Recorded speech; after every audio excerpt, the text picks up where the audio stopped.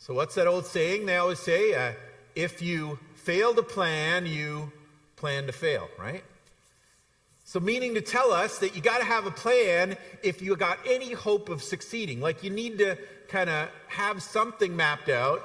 Some people seem to fly through life by the seat of their pants, but often we're told, like, yeah, just be careful. Like, make choices, make decisions, make a plan. I even plan my vacations. And Roxanne will laugh at me sometimes because I'll make the plan, like, here's where we're going to go, and here's the hike we're going to do in the morning, and here's where we're going to go in the afternoon, here's where we're going to walk, here's all the things we're going to accomplish, and here's all the sights we're going to see, and here's all the amazing things we're going to get to experience. Now, will it surprise you if I say they don't always play out that way?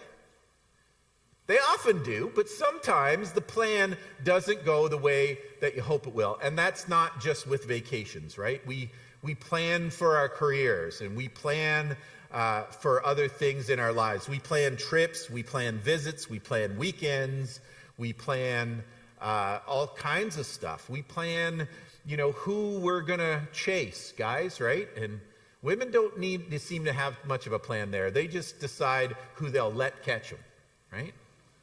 But we have to put in the effort.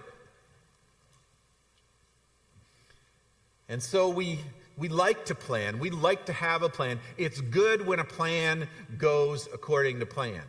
But sometimes things don't. And that's the kind of thing where then we start making plans and we go, well, I'm going to plan this. And then if this happens, I'll do this. And if that happens, I'll do this, depending on circumstances. And we kind of plan in branches, right? If we're really good at planning, we got a backup plan for our backup plan. And we know exactly what we're going to do in any given situation. And we think that maybe we've anticipated every possibility until something happens that wasn't even in the backup plan. And so I say all that to say, some people we can change, we can adjust on the fly a little easier than others. Some people really, it's like if the plan doesn't go according to plan, they're like messed up. Like they're stuck in their tracks. What am I going to do now? Panic sets in. And so it can be hard to readjust. And so I tell you all that to say the Israelites didn't plan very well, right? Like when they were in the land and things were going along, they didn't plan very well for the upkeep of the temple. They didn't plan to keep and preserve the scriptures. And when Josiah, the king, had led them into reform and he found the book of the law in the temple when he was having the temple fixed up, he brings it out and he says, look, we got to smarten up. And they planned for some adjustments. But according to the prophet Jeremiah, they didn't go far enough in readjusting their plans based on the words of the scripture and the word of the Lord. And so Jeremiah's kind of calling them up short and saying, we got a problem here, and God doesn't like this very much, and if you keep going the way you're going, we're going to get dragged into exile in Babylon. Babylon's going to come for us, and they're going to win, and God's going to let them, even though he normally protects us, he's going to let them run all over us, but if he does it, it's going to be because we would not listen. And so again and again, Jeremiah brings these messages, and we've been looking at message after message. And God's sometimes really creative in how he gives the message to Jeremiah and how Jeremiah is supposed to share the message with the people. But the theme's the same. Like, you need to listen to God. You're not listening. You're not paying attention. You're not following him closely enough. You're falling for other idols and other things and other ways to success that have nothing to do with the God of heaven, and you need to focus. And so Jeremiah is always calling them back to a different plan, but they didn't plan for that. And so when Jeremiah comes along and he's telling them, you need to change your ways, they didn't plan to change. They don't like change. They don't like to readapt. We're God's people. We're good. We're doing all right. We did that whole thing with Josiah, and we're on track now. Stop it. And to make it worse, there's all these other prophets telling them everything's cool, everything's good. Your plan's right. We're going okay. We're fine. And Jeremiah's going, you're not fine. It's not going well. God's not happy. And it's not going to go the way you think it's going to go. So it's not that they didn't have a plan. It's not that they didn't map things out for their future. It isn't even that they didn't include God in it, but somehow their plan was not far enough. It wasn't deep enough. It wasn't close enough. And so now, after all that, they didn't plan on changing their ways, and they didn't plan on listening to Jeremiah, and they didn't plan on Babylon coming in and walking through their homeland, and they didn't plan, certainly, on being dragged off into exile in Babylon, and all the promising young leaders and all the people who are the movers and shakers in society. They didn't plan on them getting dragged away into exile, but that's exactly what happened in 587 BC. And so now they find themselves waking up in a foreign land where they've got a foreign culture, and they eat foreign food, and they worship foreign gods, and everything is not like home. It's not like home at all. And they don't like it. And they realize it's their fault. But they're here now, and what do? They're off course, and they've messed up. And some of them, at least some of them, had to realize we got ourselves here by the decisions we made. We got ourselves here because we would not listen to the word of the Lord through Jeremiah. We got ourselves here by listening to these guys, and now these guys are talking to them. And so the Israelites are in this new place, and they're reeling, and they're devastated, and the other prophets are claiming to have dreams from God and telling them, just stay separate and keep to yourselves, and don't mix in with the culture. We're not going to be here very long. God's going to rescue us, but we just got to focus and keep to ourselves and keep ourselves separate from them. We don't want to mix in. We don't want to fall for their stuff. Like, that's how we got in trouble in the first place, right? We mixed in with the other people in the land. And in the promised land, they were told, you got to keep separate. You got to keep focused on God. Don't fall for the other religions. Don't fall for the other idols. Don't fall for the other cultures around you. Don't let them squeeze you into their mold. You got to stay separate and stay focused on God, so that someday we'll get to the place where we fulfill the vision that God has, that we would bless all the nations. But first, we got to focus. And we got to make sure we're rock solid, and we don't blend in, and we don't let the world squeeze us into this other mold where we're doing other things and we're seeking other things for our satisfaction and our success in life. We don't want to go after other idols, other sources of success. We want to be focused on God. And now they get here, and the other prophets, now they're the same guys who were telling them that they were fine and they weren't going to go into exile, but these guys are going, okay, now, yes, it's ugly and things look dire, but one day in the not too distant future, we're going home. So all we got to do is keep ourselves pure, stay to ourselves, get into our little holy huddle, and stay away from those negative influences, those negative cultural influences, those people that live that way. We just got to stick to ourselves, and we'll get through this, and we'll go home soon. And if you can imagine being one of them with all of that going on around you, and then God tells Jeremiah to send them a letter. Only Jeremiah's letter tells them actually that they shouldn't plan on leaving soon. They should settle in. And this is what he says. He says, build homes, plan to stay, plant gardens, eat the food that they produce, marry and have children, then find spouses for them so that you may have many grandchildren. Multiply, don't dwindle away. He says, build homes, plant a garden. You're going to be around to reap the veggies. Like, you're not going home this season. Keep going. In fact, stay around long enough that your kids are going to grow up and they're going to get married and they're going to give you grandchildren before you go home.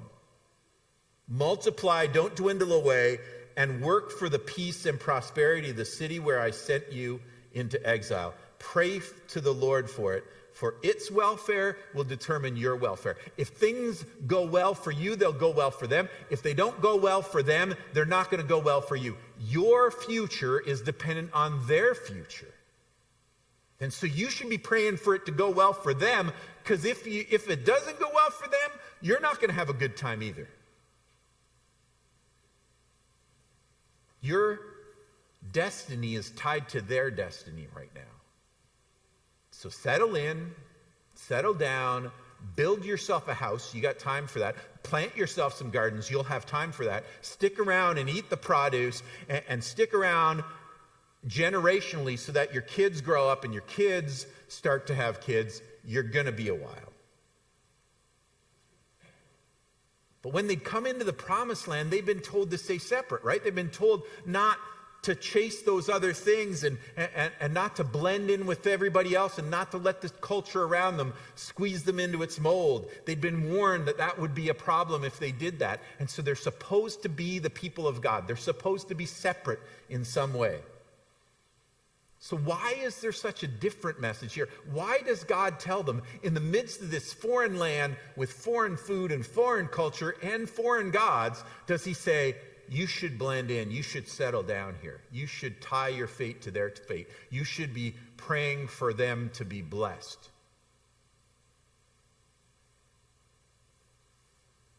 Not praying for them to be punished, praying for them to be blessed.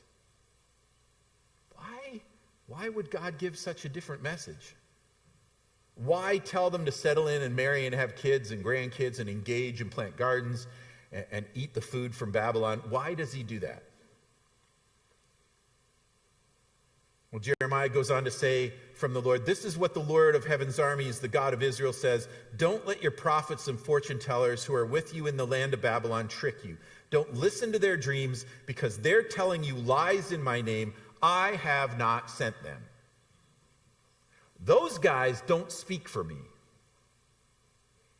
Now, can you imagine if you're one of the people listening to Jeremiah's letter be read? You're in Babylon, Jeremiah's still back home, and you're like, these guys, they were telling us everything was fine, and everything was not fine. They were telling us we were going to be okay and we'd never go into exile. That wasn't true. We ended up in exile. We're right here in Babylon. In all the trouble they told us we would not have. They don't have a good track record of telling the truth on behalf of God. But right now, they're telling us keep separate, which seemed to be the message in the beginning. And it sounds like the right thing to do, to keep separate and to keep holy and to make sure we're dedicated to God instead of everything else. Like we got in problems because we mixed up our cultures and we mixed up all that stuff. And doesn't it make more sense? They seem to be right this time.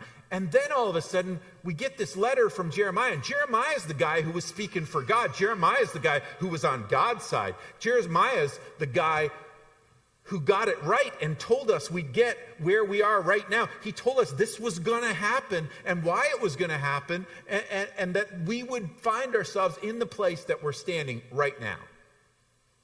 So do we listen to the guys with this message of separateness and holiness that we always think we've always heard? Or do we listen to the guy who told us we would get here and told the truth and obviously was speaking for God back then, and now he's saying, mix in, like get to know people, let your kids marry their kids and settle in for the long haul. You're going to be here a while and plant gardens and mix in and get to know the culture and care about their future. And don't just wait till you get home. Don't be pining for home because you're going to be here. And you should care about how things go for them and whether they're blessed or not, because if they're not blessed, you're not blessed. If things don't go well for them, it's not going to go well for you. If they don't have success, you won't have success. Why would there be such a different message from Jeremiah? It had to sound confusing. But it's because there's a difference between settling and assimilating. See, they were told to go there and to settle in and to not be just pining, not to keep your bags packed by the door, not be waiting to get out of this trouble that we got ourselves in by all of our own choices. We walked this path and we got ourselves in trouble. We got ourselves to Babylon. We were warned over and over again. We could have listened and we could have foregone this whole thing, but now we're here because of our own decisions, because of our own poor judgment, because we ignored the voice of the Lord through Jeremiah. So what are we going to do now? There's a difference, though, between settling like he's telling them to and assimilating. That's what they'd done when they were in Israel. They assimilated. They didn't just welcome the food and the culture, but they started to look for help to their success from idols. They looked for success in life from other sources. They looked for advice on how to live from other things, and they built their lives around God and these other things. They built their future on God and these other idols. They built other things up so that they counted on those things, and those things became some of the things they were chasing. And so even though they'd reformed, even though they were chasing God, they were chasing other stuff too. And God had said to them, that's not good enough. I need your full attention. You should be focused on me. You don't need me and these idols in order to be successful in life. You just need me. And so they had blended in and they'd assimilated and become just like the other nations. And now he says, you should settle in and you should care about their future. And you should be looking at them as the enemy. You should pray for them to be blessed. But that doesn't mean that you start living like them. That doesn't mean that you start chasing the things that they chase. It doesn't mean your values become like their values. Do you get the difference? So he says to them, you need to care about other people even when they're very different from you and even when they're very far from me. In fact, that's probably the time you need to care for them the most because they need me. And so he says, he goes on to say that this difference means that the Lord says you will be in Babylon for 70 years. 70 years you'll be in Babylon, but then I will come and do for you all the good things I promised, and I will bring you home again. Picture it, you're sitting there and you're going, we're going to be here a while. We're going to be here 70 years. Oh no, I can't do this for 70 years. And then all of a sudden you're like, Jeremiah's just saying this stuff again that's breaking my heart again, but he was right the last time. Oh no. And then all of a sudden you hear this line, but then I will come and do the good things I promised, and I will bring you home again. For I know the plans I have for you, says the Lord. They're plans for good and not disaster. Plans to give you a future and a hope. I've told you about my car accident before, and there was one point where when I was in my wheelchair and they built the ramp on my house and I could finally wheel back up into my house, and I was like coming home after all those weeks in the hospital and ready to start, working towards getting better and waiting for my hip to heal. And I wheeled in, and I remember the first day we wheeled in, I looked up on the kitchen cupboards, and Roxanne had put up this sticky paper that looks like a chalkboard. And she'd written on it, like with one of these chalkboard kind of pen marker things, and she'd written this Bible verse, and I don't even remember what the Bible verse was, but it was like, for I know, whatever. She had some other stuff, and I went in one day just before the accident, and I remembered I'd gone in, and it wasn't because I'm so holy and blessed, but I went, ooh, I'm getting sick of that same verse. It's been there for like a month or something. I'm like, we need a new verse. And I erased it just to be cheeky, and I wrote up, for I know the plans I have for you, says the Lord, plans not to harm you, but to give you a hope and a future. And put the verse reference down at the bottom and thought, I wonder how long it'll take her to notice it's changed. And I wheel into the house, and I'm looking up at the words I wrote up in my handwriting. And I don't know how soon I'm going to get to walk or how bad my limp's going to be. And I see, for I know the plans I have for you. And I have plans to give you a future and a hope. And they rang a little different, you understand, than when I wrote them. And they sunk in a little more.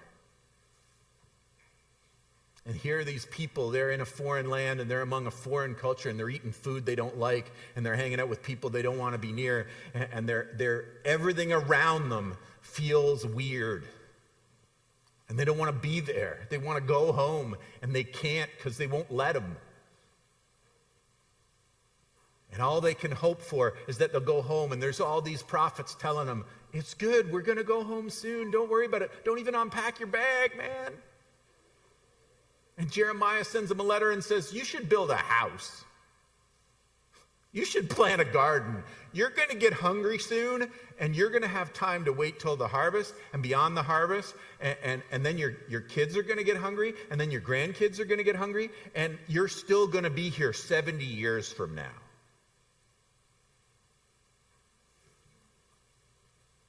But one day God's going to take you, and he's going to bring you from that place, and he's going to take you home.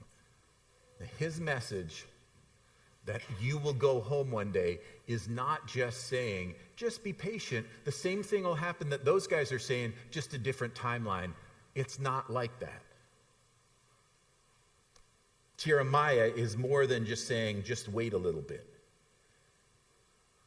See, there's this moment in their lives when they've got to make decisions, and they're waking up to everything that they've done to themselves and every problem that they've caused for themselves by the way that they've lived.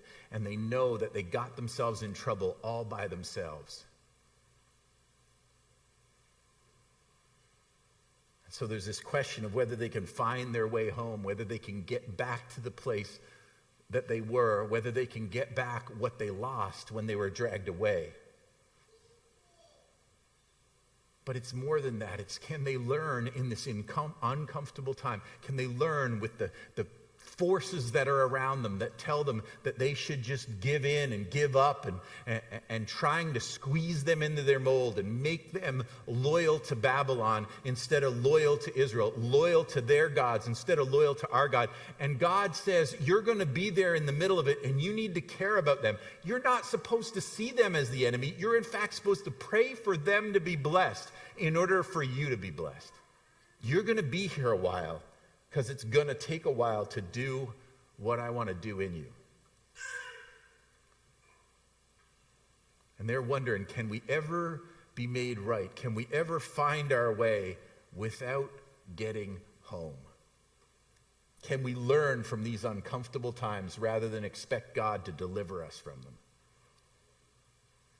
And I can tell you for certain, everyone I've ever known that has struggled and felt the pressures of the world and have wondered where God is and what God is doing, their heart's cry is, God, get me out of it now. Please stop. I've had enough. I've learned my lesson. Let me out of my time out like I need. I'm sorry. Just take me back. Change things. Bless me again. And the thing is that they need to change something before they can go home. And so there's this thing that's in them that needs to change. And so Jeremiah goes on and speaks on God's behalf and says, in those days, so the Lord says to them, in those days when you pray, I will listen. In those days when I'm planning to give you a hope and a future, and everything seems dark and you feel hopeless and you feel like you've got no future, in those days, exactly when you're in trouble, if you pray, I will listen. If you look for me wholeheartedly, you will find me. I will be found by you.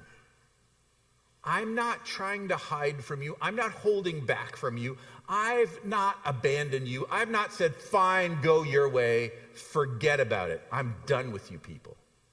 That's not what's happening. He's saying in those days, if you change your heart and you start praying to me, I will listen to you. I will hear what you're saying.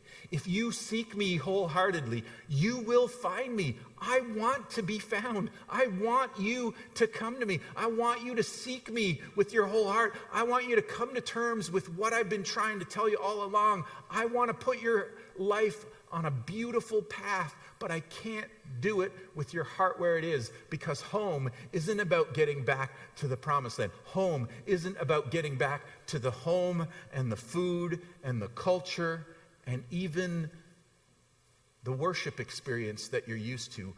Where you find your home is in me. You need to settle in here. And while you're still here in Babylon, under all those pressures, you need to be letting go of any other thing that you're seeking, and you need to seek me in your life. Before I get you out of trouble, before I rescue you, you need to focus on me and give me your full attention. And maybe in that situation, you will find out that home is when your heart is right with me, and you can be home anywhere. You can be home in any circumstance. You can be home with the world closing in on you and everything falling apart if you've got me. And if you're listening to me, and if you're seeking me and obedient to me, then everything will be fine, no matter what happens in the world around you. If your heart comes home first, I'll bring you right back where I took you from, and I will bless you in the ways that I promised you. I have not abandoned my promises. I just need you to be in the right place with me. I need you to not be superficially faking it. I don't need you to be seeking me and all these other things. I need you to be focused entirely on me, on my plan. I can't blend my plans with yours. I can't share that. You need to focus on what I've got for you. And until you learn that lesson, there's no going home. Because when your heart's right with me, you'll be home wherever you are. And then we can send you home and everything's fine anyway. But it's not about getting back to the place. It's about getting back. The heart that loves me back and chases after me. And if they don't get that right, it doesn't matter if they go back to the promise. It doesn't matter if they get back to the land overflowing with milk and honey. It doesn't even matter if they go back to the temple. If they're there going through the motions and faking it and not loving God for who he is and seeking him with their whole hearts, if they're not doing that, then this doesn't matter. And so he says, you're in this foreign land surrounded by all that. You missed the plot when you were home. But now, even in this foreign culture with all these pressures and even the pressures of these other religions, if you pray for their blessing, if you understand that I made them in my image, that I am the only God that is, and that you're not here because they're more powerful and their God's not more powerful than I am. You're here because of what you did. But if you get it right, then even in Babylon, if you seek me, even in Babylon, you'll find me. And you will understand how the world really works. And you will be a blessing to those people that are so far from me now. You won't have to worry about blending in with them. They're going to blend in with you. That's the goal, so that they get to know me, the one true God. That's how you'll be a blessing. That's how you'll fulfill what Abraham was promised. So the most important thing to change, he was telling them, is not their circumstance. And he's telling us this morning, the most important thing when you're in trouble and when things are ugly and when the world is squeezing you and you feel the pressure of all those voices around you, the most important thing is not changing your circumstance. You can cry out to God. You can ask him to make things different. That's not the most important thing that can happen. The most important thing that can happen is that you seek him wholeheartedly. You say, God, what do you want? What do you want me to do in the middle of it before it gets better?